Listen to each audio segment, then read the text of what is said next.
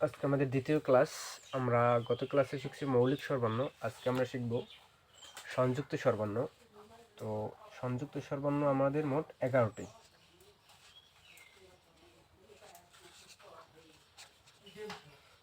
সংযুক্ত স্বরবর্ণ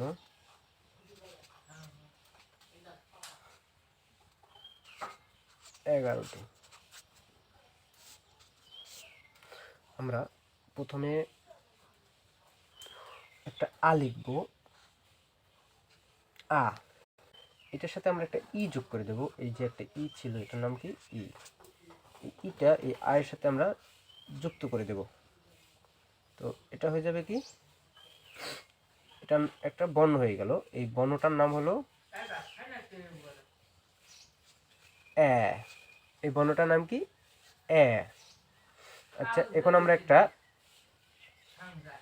ইয়া লিখব, ইয়া। এই ইয়াটা দিয়ে আমরা আরেকটা বর্ণ তৈরি করব। তো ইয়ার সাথে আমরা যদি আরেকটা ই যোগ করে দিই, তাহলে হয় কি? ইয়া।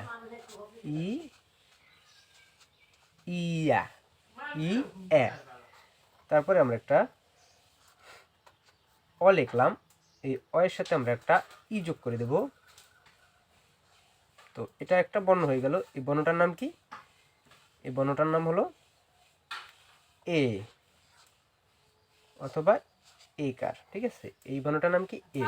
আচ্ছা, আমরা আরেকটা ইয় লিখবো। এই ইয়টা দ্বারা আমরা আরেকটা বর্ণ তৈরি করব। আমরা এই ইয়াটার সাথে এই ইয়াটা এখানে লিখলাম, আর একটা ই যোগ করে দিলাম। হয়ে গেল কি? ই এ। ই এ ই এ। তো আমরা পাইলাম কি? আ থেকে এ, ইয়া থেকে ইয়া, অ থেকে এ, ইয় থেকে ইয়ে। এই আমরা চারটা বর্ণ শিখলাম।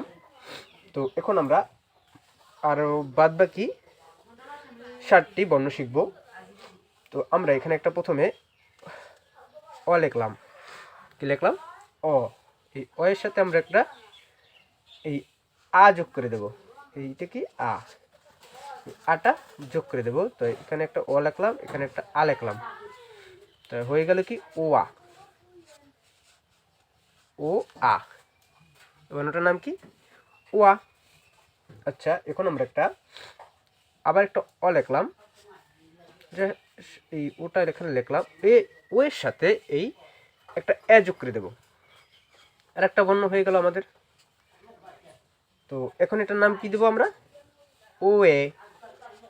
ও এ। এই বর্ণটার নাম কি? ও এ। আচ্ছা, এখন আমরা একটা আপনার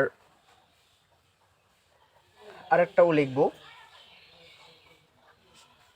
ও থেকে আরেকটা বর্ণ তৈরি করব।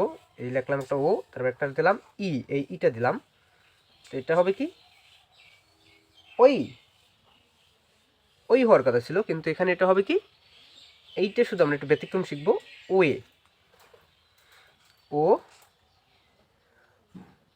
সরি ও এ। ও এ। এটার নাম কি? ও এ। এখন আমরা উ থেকে একটা বর্ণ শিখবো। উ। এই উ থেকে এই উ লিখলাম। উ এর সাথে যদি আমরা একটা এই অটা, এই অ যোগ করে দেব। এই অটা যোগ করে দেব আমরা। তো হয়ে কি? উ অ। উ অ। তাহলে এটা হবে কি? উ আ। আচ্ছা, এখন আমরা আবার একটা উ থেকে, আমরা যেরকম ও থেকে 3টে বর্ণ তৈরি করছি, আমরা উ থেকেও 3টে বর্ণ তৈরি করব। তো আমরা আবার একটা উ লিখব। তো এখানে একটা উ লিখলাম। এখন আমরা এই যে এটা দিলাম, যেরকম এখানে দিলাম কি? এই এটা সেম এই উ এর জায়গায় এখান থেকে একটা বর্ণ নেব, এ নেব, এ। তো হয়ে গেল কি? উ এ। উ এ। তো আমাদের কয়টা পেলাম? 2টা। আরেকটা আমরা বর্ণ তৈরি করব এই উ থেকে। তো উ থেকে আমরা এই উ লিখলাম, একটা ই যোগ করে দিলাম। তাহলে এটার নাম হবে কি?